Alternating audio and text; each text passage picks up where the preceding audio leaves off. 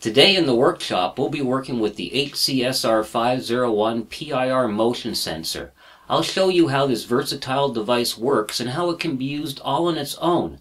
But I'll also show you how you can hook up an Arduino and a Raspberry Pi to build some really cool projects. So stay tuned and welcome to the workshop.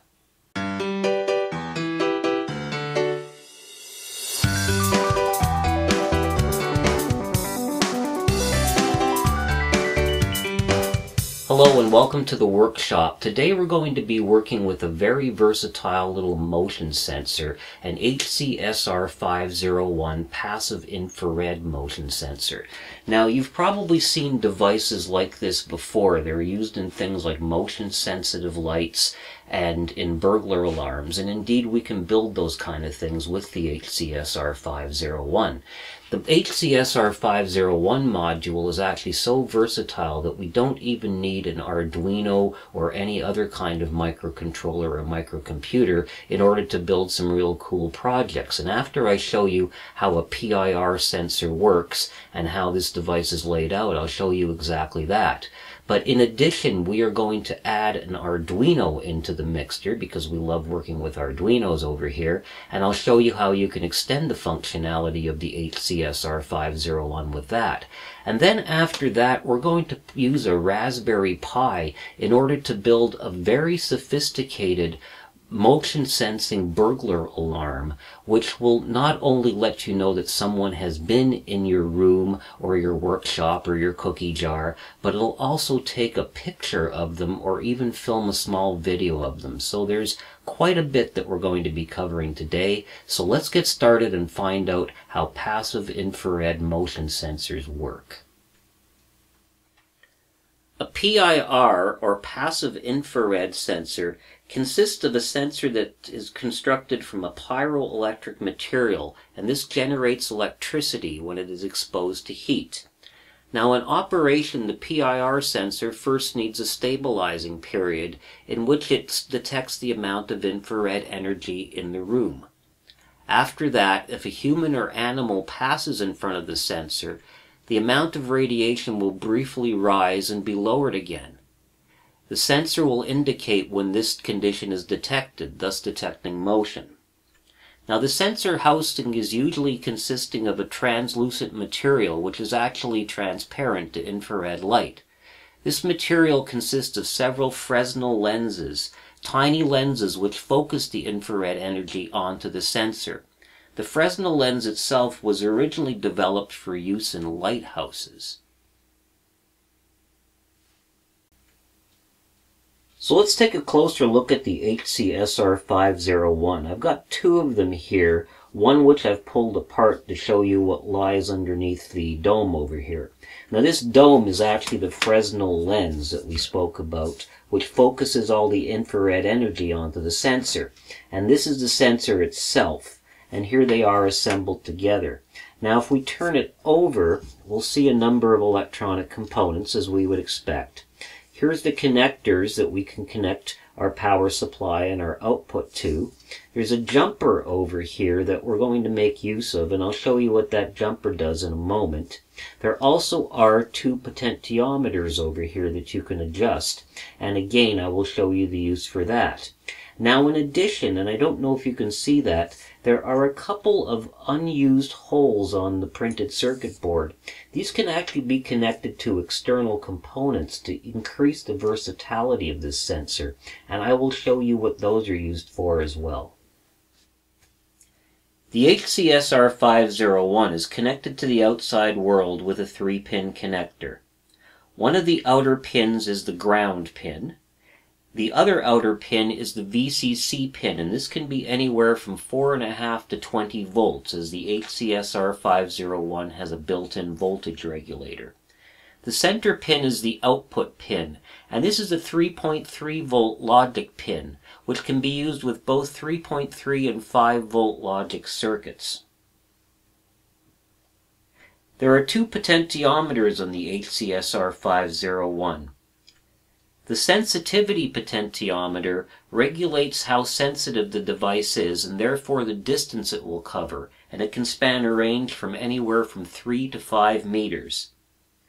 The time adjustment potentiometer indicates how long the output will stay high when motion is detected, and this can be set from anywhere to 3 to 300 seconds or 5 minutes.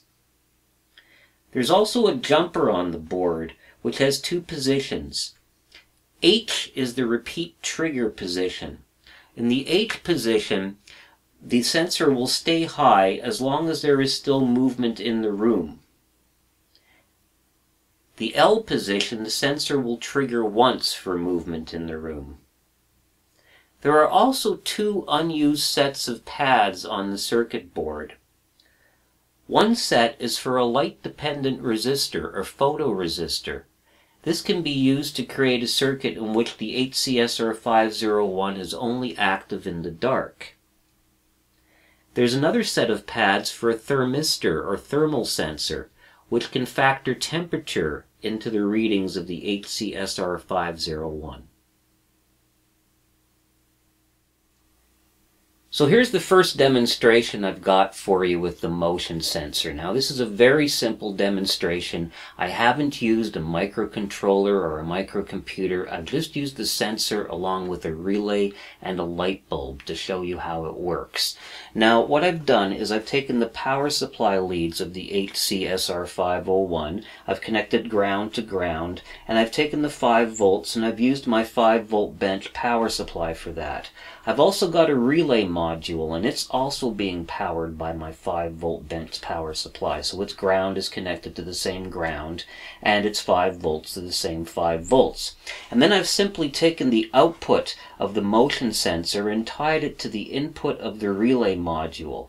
Now this is a 5-volt relay module, and the output of the motion sensor is only 3.3 volts. But as it has it, you can use 3.3-volt logic as an input for 5-volt logic, and that will work because 3.3 volts is within the threshold that 5-volt logic sees as being a digital 1. You cannot, however, go the other way, so you can never feed a 5-volt output into a 3.3-volt input. You'll destroy it.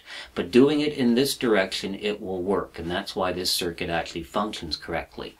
Now, on the other side of the relay, I've connected a lantern battery to a 6-volt light bulb. Now, I could have easily, of course, used AC voltage and connected it to a high voltage bulb, but I do not wish to experiment with high voltage on the workbench, and I suggest that you do not as well. This is just a demonstration circuit. Now I could actually have used the 6-volt supply to power the motion sensor as well, because it's tolerant from anything from 4.5 to 20 volts. It has a built-in voltage regulator. The relay module needs 5 volts, but I could have used a Zener diode to drop the 6 volts to 5 volts with a Zener diode and powered everything off of the battery and eliminated the bench supply, and you can do that as well. The reason I didn't do that was just to illustrate that the relay is driving a completely independent circuit. So this circuit is going to need a couple of minutes to warm up because the motion sensor needs to adjust itself to the room. So I'm going to apply some power and then we're going to see how it works.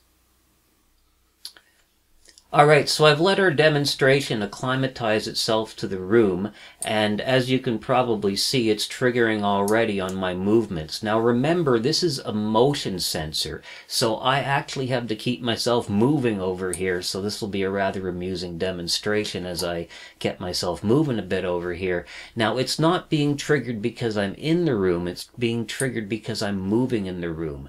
Now right now I've got it set with the jumper set to the no repeat, or L position, and in that position it'll trigger once when it sees a movement. It'll stay on for the time delay that I've set, which is about 3 seconds, the lowest one right now, and then it'll turn itself off. And then after it waits a small delay, it'll look for movement again, and if it sees it, it'll trigger again. So as you can see, the thing is going off as I'm moving in the room right now. Now I'm going to go and set the jumper now to the other position, the one labeled H, and this is a hold position or a repeat position. We'll give that a second over here.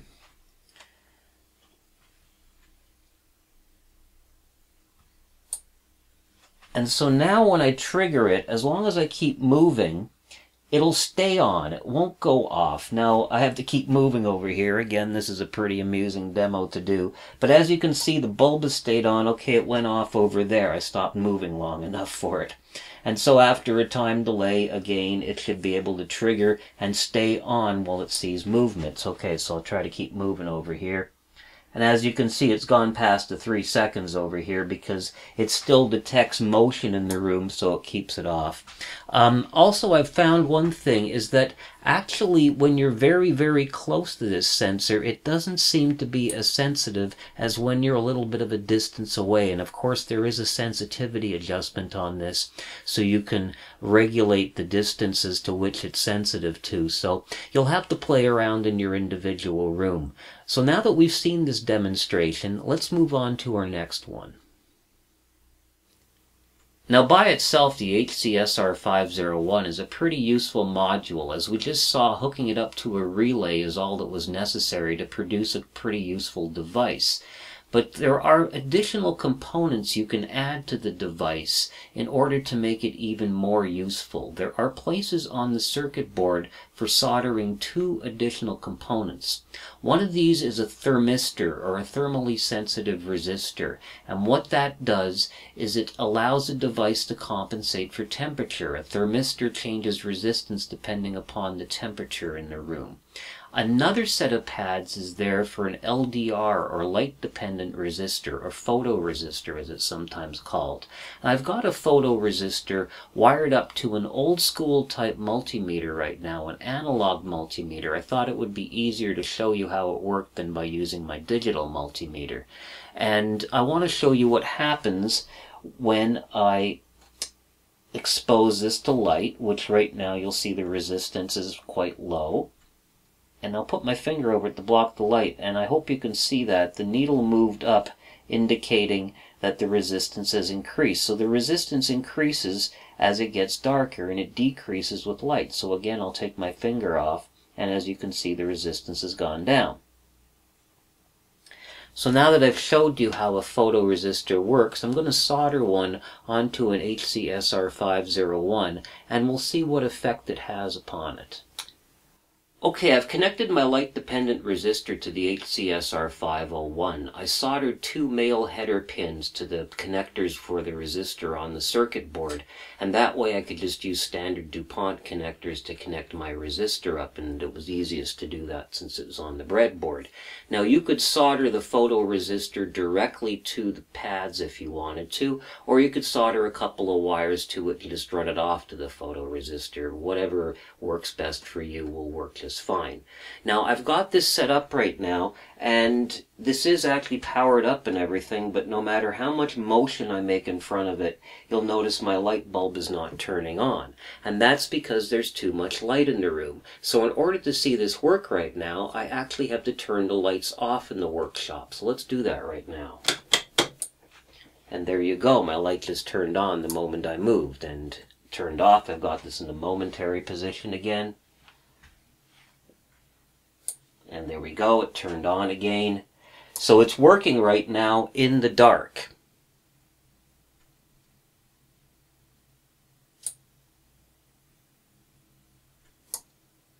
So let's turn the lights back on.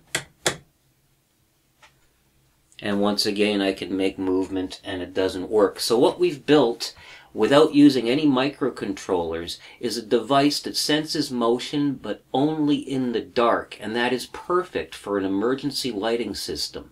So there you go, a practical use, no microcontroller required.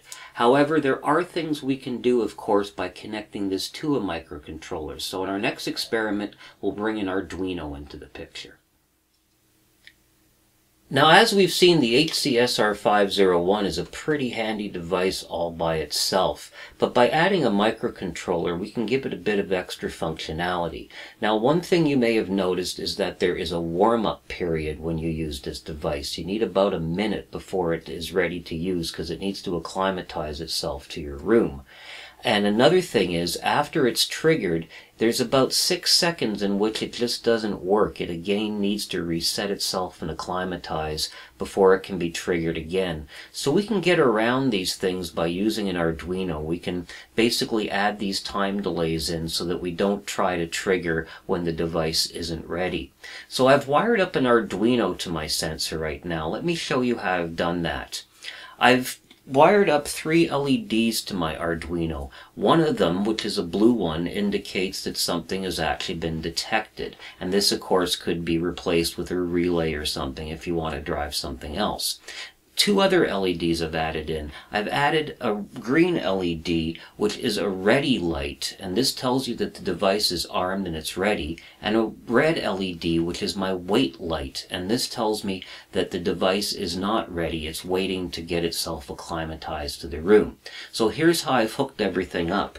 I've taken the PIR sensor, and I've taken the 5 volts of the PIR sensor and connected it to the 5-volt output on the Arduino. I've taken the ground from the PIR sensor and I've connected it to the Arduino's ground. Then I've taken the output of the PIR sensor and I've connected it to digital pin number 7. Now come our LEDs. The wait LED, which is the red LED, is connected to pin number 11 along with a 330 ohm dropping resistor. The green LED, which is my ready LED, is connected to pin 12 through another 330 ohm dropping resistor. And then the blue LED, which is my detected LED, is connected to pin 13 of the Arduino, again with a 330 ohm dropping resistor. Now I've taken the cathodes of all of the LEDs, tied them together, and connected them to the Arduino's ground. So now that you see how I've wired up the circuit, let's take a look at the sketch that we'll be using in order to use this. Now here's the sketch we're going to be using with our PIR sensor. Now as I've noted at the top, we are going to set the output of the sensor for a 3-second output, which is the minimum output of the sensor. So use the potentiometer on the board in order to adjust that for a 3-second output. We also want to put the jumper on the board to the no repeat or L position for this to work. Now we start off by defining pins for our LEDs, and so our detected LED, which is the blue LED, is connected to pin 13. Our ready LED, which is the green LED, is connected to pin 12, and the wait LED, which is the red LED, is on pin 11. You can use different pins and just change this around if you like. Same deal for the motion sensor. It's connected to pin 7, so we define that as being PIR pin, but you could use a different pin if you wish. Then we have a variable, an integer called motion detected, and this simply indicates whether we have detected motion or not. We initialize that with a value of 0. We also have a variable to store the value from the PIR sensor output, so we call that PIR value, and it's an integer as well. So let's go into our setup. Now first of all, we use number of pin mode commands to set all 3 LEDs up as being outputs. We also use a pin mode command to set the PIR sensor as an input. Then we need the 1-minute delay that's required to stabilize the sensor so it can adjust itself to the room. So first of all, we write to the detected LED and we send it low. We turn it off because nothing's been detected. Same deal with the ready LED. We turn it off. But the wait LED, the red LED, we turn it on to indicate that we are waiting. We are not ready to detect any motion. Then we add a delay of 1 minute in here. Now we're using a delay command, and I should point out that the delay function is actually very poor programming practice because the delay function uses one of the Arduino's internal timers, and while it is running, the Arduino can do nothing else. However, in this particular case, I didn't see it as being a problem because the Arduino really has nothing else to do anyway. So once we delay for 1 minute, we will now take the ready LED, which is the green LED, and send it high to turn it on, and we will turn off the red LED, the wait LED. And now let's go into our loop. First of all, we get the value from the motion sensor using a digital read on the PIR pin, and we assign that to the PIR value. Then we'll see if the motion has been detected. If the PIR value equals 1, then we have detected motion. And so we are going to display the triggered LED for 3 seconds, the same amount of time that we've set the PIR sensor to output for. So we will do a digital write to the detected LED, the blue LED, and we will turn it on. And we'll set our motion detected variable to 1 to indicate that we have indeed detected motion. And then we are going to delay for 3 seconds. If, however, we haven't detected any motion, we will make sure that the detected LED has been turned off. Now we go into another if statement, and this checks to see if motion detected has been set to 1. So in this previous if statement, did we indeed set it to 1? If we have, we want to wait 6 seconds to rearm our motion sensor. So we start off basically the same as we did at the beginning. We'll set our detected LED to low, so it is off. The ready LED, the green LED, is low, and the wait LED will come back on. We'll set it high. Then we will delay for 6 seconds, and then after that, the ready LED, the green LED, we will send high. The wait LED, the red LED, will go low, and we'll reset the value of motion detected to being 0. And then we can continue on through the loop. The sensor is armed again, and if it detects motion, we'll go through the first if statement again. So now that we've seen how the sketch is composed, let's take a look at it in action. Okay, let's take a look at our little Arduino project in action right now. Now I'm going to reset the project. And the red light comes on indicating that I'm waiting right now. Now, all the movement I can make, etc., isn't going to trigger this because we're simply not looking at the sensor. So I'm going to get out of the way before the green light comes on and arms itself. Now this takes a minute, so in order to make things easier on you, I'll speed up the video so you don't actually have to wait the entire minute. So I'm going to move out of the way and then walk back in and try to trigger the sensor.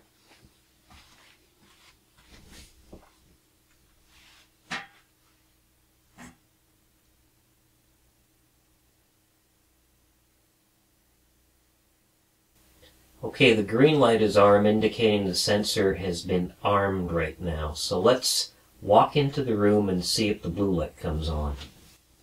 And it does. The first movement I make, the blue light comes on. Now you can see the sensor, after 3 seconds, is now waiting again while it resets. It's armed, and any movement I make will set it off.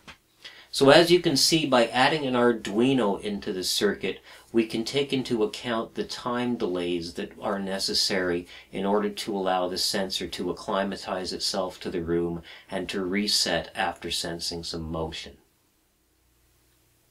So we've seen how to use the HC-SR501 by itself and with an Arduino. But for our next experiment, we are going to use it with a Raspberry Pi. And the device is well suited for a Raspberry Pi because, as you recall, the HC-SR501 works on 3.3 volt logic, and so does the Raspberry Pi. Now in this experiment, we're going to build something pretty cool. It's an intruder detector that can take a picture or even a video of your intruder. So if you've been wondering who's been sneaking into your room or who's been stealing your jelly beans, this is the project for you. Now you can use any Raspberry Pi you like to build this. I have used a Raspberry Pi 0W just because I happen to have one around, but a Raspberry Pi 0, Raspberry Pi 2, a Raspberry Pi 3, they would all work just fine for this experiment. And it's a pretty simple Raspberry Pi experiment, so if you haven't worked with the Pi very much, this is actually a good introduction into the Raspberry Pi. Now I've hooked mine up over here on the workbench. I've got my HC-SR501 and a Raspberry Pi camera hooked to my Raspberry Pi 0W, and I've also got cables running out to a keyboard, an HDMI monitor, and of course a USB power supply. Now my Raspberry Pi 0W already had a 40-pin connector soldered onto it. They don't come this way. I soldered it on myself For this particular project, you're only using 3 pins, so you could just solder 3 individual pins if you wanted to, or you could actually disconnect wires. But by using the pins on the GPIO, I was able just to use a 3-pin female-to-female DuPont cable to easily connect the sensor up to the Raspberry Pi Zero. Now here are the connections you're going to need to make on your Raspberry Pi Zero, or any Raspberry Pi. You will want to connect the camera up, of course. Make sure that you have the connections the correct way. On the Raspberry Pi Zero, this means that the contacts on the camera cable are facing down toward the printed circuit board. You then want to connect up your GPIO with the 5 volts connected to the GPIO 5-volt output, and that's pin 2 on the GPIO. Then you want to connect the ground to the GPIO ground, and there are several of them. I use the one on pin 6. And then the output of the motion sensor is going to be connected to GPIO input number 4, which is on pin 7 of the GPIO connector. So now that we've connected our Raspberry Pi, let's power it up, do a couple of tests to make certain that our camera and that our sensor are actually functioning, and then I'll show you the code you need in order to make your intruder detector. So I'm using the standard Raspbian operating system for my experiment. This is the latest version of Raspbian as of the time I've recorded this video, which is Raspbian Stretch. So you should always get yourself the latest version of Raspbian and place it onto your SD card. You'll find instructions for doing that on the Raspberry Pi website and on the DronebotWorkshop.com website if you haven't done this sort of thing before. Once you boot up Raspbian, there's a couple of things you need to set in the configuration, and I will show them to you. So go to Preferences and then go to Raspberry Pi Configuration. In the configuration window, one of the things you want to set is localization. You will want to set at least 2 things here. You will want to set your locale, so click this and set the country that you're actually in right now. And set up the keyboard for the type of keyboard that you have. Bear in mind that by default this comes configured for a British keyboard, and it may cause some of the characters, if you're using, let's say, a US keyboard layout, to incorrectly display on the Raspberry Pi, so you must do this in order to make your keyboard function properly. The next thing that you want to do, and it's very important here, is to enable the Raspberry Pi camera. By default, Raspbian and a new build will come up with everything disabled. You will need to enable the camera by clicking the radio button here, and then clicking OK. When you do, you will be prompted to reboot to make the changes come into effect, so you'll need to do that. So if you need to go ahead and do that, do it, and then meet me back here on the Raspberry Pi desktop. Okay, now the first thing we're going to want to do is to test our camera to make certain that it's actually functioning. And we can do that from the terminal. So open a terminal window. And in the terminal window, you are going to type a command, RASPISTILL space -K, and it's all lowercase. And this will do a quick test of the Raspberry Pi camera. Once you've typed that, press enter. And you should be greeted by a picture of a really good looking person staring at you in the camera. Now you'll have an even better looking person staring into your camera, no doubt. Once you've verified the camera is working, you can simply hit the X key in order to stop the screen, and then hit enter. And so that checks to make certain that our camera is functional. Now the next thing we're going to test is that the GPIO connection to our motion sensor is working correctly, and we're going to do that with a simple Python program. So again, go into the application menu, go under programming, and open up Python 3 idle to get the idle programming environment.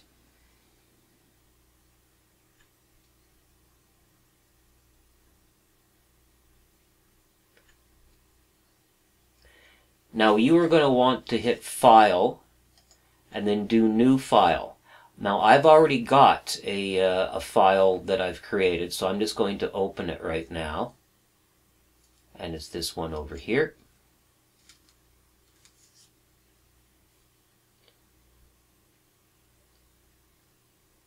And the code for this, by the way, like all of the code, is available on the DronebotWorkshop.com website. So if you're having problems seeing it over here, you can go to the website where you can see the code displayed and where you can also download all of the code already written out for you. But basically we are going to import from the GPIO library a library called motion sensor. Then we're going to assign a value of PIR to where our motion sensor is connected. You remember that's connected to GPIO pin number 4.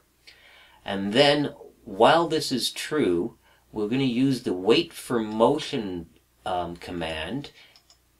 And when we see motion, we're going to print something. And we're just going to print that a good-looking person has actually been detected. Now, in order to start the program, hit the F5 key.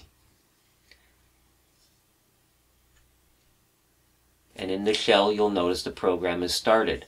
Now remember, our motion sensor needs a slight bit of time in order to warm up, almost a minute. So for a little while, you're not going to see anything happen. But now look, we're detecting a good-looking person.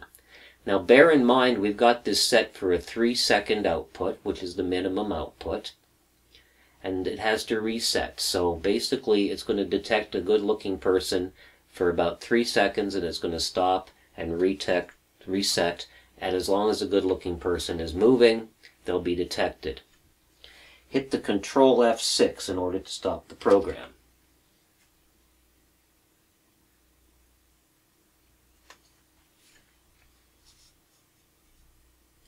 And now that we've done this, we can move on to the programming for our actual project.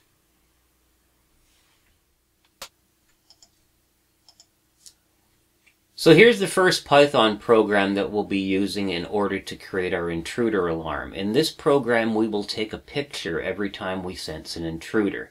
We start the program off by importing a number of libraries. From the GPIO 0 library, we'll take all of the motion sensor functions and all of the PI camera functions from the PI camera library. We also import the time library and the date time library, and you'll be seeing the use of those just a little bit further on. Then once again we create an object for the PIR sensor. Now our sensor has been wired to GPIO pin number 4, which is the physical pin number 7 on the GPIO connector. So we assign the object, we call it PIR, and assign it the motion sensor number 4 for GPIO 4. Then after that we create an object for our camera, and we're just going to call that camera. The next thing we have is a function to create a unique name for our file, and we're going to make the name a combination of the year, the month, the day, the hour, the minute, the second, and then we have the extension JPEG on the end of it, because these will be JPEG pictures. So this function will return a unique file name every time that it's called. Now we get into the actual true loop over here. Now, first of all, we get that file name by calling our getFileName function, and we wait for motion to be detected. So we use the waitForMotion function of the motion sensor library. Now remember, when we first start off, we're going to wait a little while the sensor acclimatizes itself to the room. Once we actually see some motion, we will print out to the shell that a sneaky person has been detected. So we have a sneaky person alert being printed here. Of course, you can change the text over here to read anything you like. Then we will start the preview so that on our video screen we'll actually see who that sneaky person is. Now if you don't want to use a video screen, if it's a standalone thing, or if you just prefer not to see the person and just take the picture, you can eliminate this line over here. Then we take an actual picture of the intruder, so we use the capture function and we give it the file name that we determined earlier in the code. And then we'll stop our preview. Again, if you're not using a preview, you can eliminate that line. And then after that, we're going to wait 10 seconds to both allow the sensor to stabilize again and to make sure that we're just not rapid fire taking all of these pictures. And so we put it to sleep using the time function for 10 seconds. Again, you can adjust this if you like. If you want to make it longer or shorter, just change the number 10 over here. So now that we've seen the code, let's actually run it. And we can do that just by hitting the F5 key. Now in the shell, we'll see that we've restarted the code, and we have to wait for the sensor to actually acclimatize itself to the room first.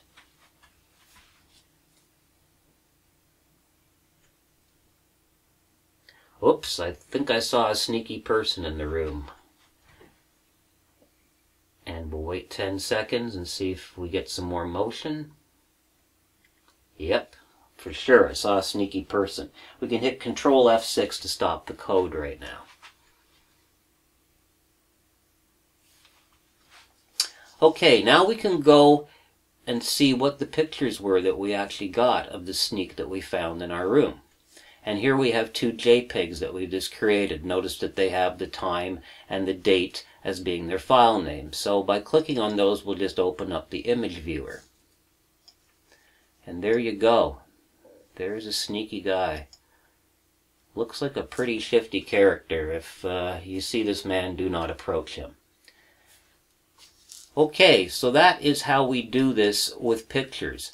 Of course, we can also change the code a bit in order to do it with video, and that's what I will show you now. Now here's our code modified in order to create a video instead of a picture every time we detect an intruder. Now the beginning of the code is identical to what we just saw before. The function getFileName has been modified in one way. Instead of using a .jpeg extension, we use .h.264. Now, H.264 video is a format that is native to the Pi camera, and it can be played back on VLC Media Player, among other things, as well as the OMX player on the Raspberry Pi. There are methods, however, of creating an MP4 file by importing a couple of additional libraries. I won't go into that over here, but if you're interested, you'll find details on the article on the DronebotWorkshop.com website. MP4 files will be more compact and can play on more devices. Let's go into the actual program itself. Once again, we'll use the getFileName function to get a unique file name. We will wait for some motion. We'll allow the sensor to acclimatize, and once we detect some motion, we'll print out something. In this case, we're looking for a jelly bean thief, so we'll print out that a jelly bean thief has been detected into the shell. You can, of course, change that text if you're not really after someone who's getting your jelly beans. Then after that, we once again start the preview on the screen. Again, if you don't wish the preview on the screen, you can just eliminate this line. And then we'll start recording with the camera, so we use the start recording function along with the file name that we've just determined. Now we're going to record for 10 seconds, so we'll use wait recording, and we give it a value of 10 for 10 seconds. You can, of course, change that if you want a longer or shorter recording of your jelly bean thief. Then after that, we'll stop the preview. Once again, you can eliminate that if you're not doing the preview, and we do a stop recording. Then we're going to wait and repeat. In this particular case, I chose to wait 25 seconds. Now you can, of course, change that number to wait a longer or shorter period of time. So the code, again, is essentially the same as the last code we've looked at before. So let's start it by hitting F5. And see if we can catch our jelly bean thief in action. Now, as we can see in the shell, the code has just started. And we're going to wait for the sensor to acclimatize and for us to indeed find someone who's sneaking in to steal the jelly beans. Whoops, looks like we got some shady character, and we caught him red-handed, so it's pretty well clear that whoever this guy is, I don't recognize him, but he's after our jelly beans. And now we're going to wait 25 seconds, and as you see, we've printed out over here that a jelly bean thief has been indeed detected. So in 25 seconds, we'll see if that jelly bean thief is back, or if he's skedaddled with all of his treasures.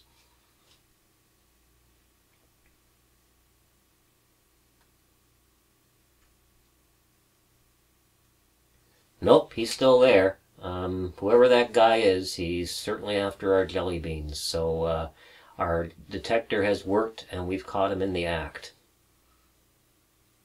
Okay, and Control F6 will stop the program once again.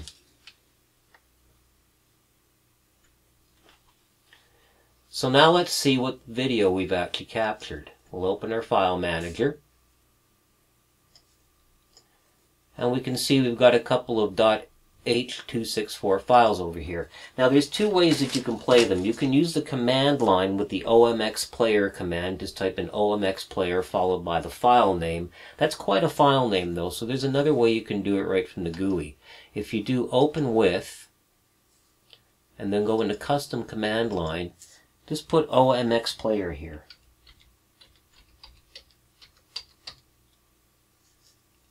And say OK. And give it a bit of time to load.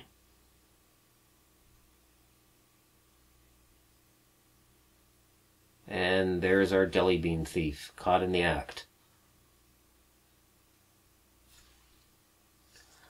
Alright, so it's a pretty effective little detector, and your jelly beans will be safe as long as you build this.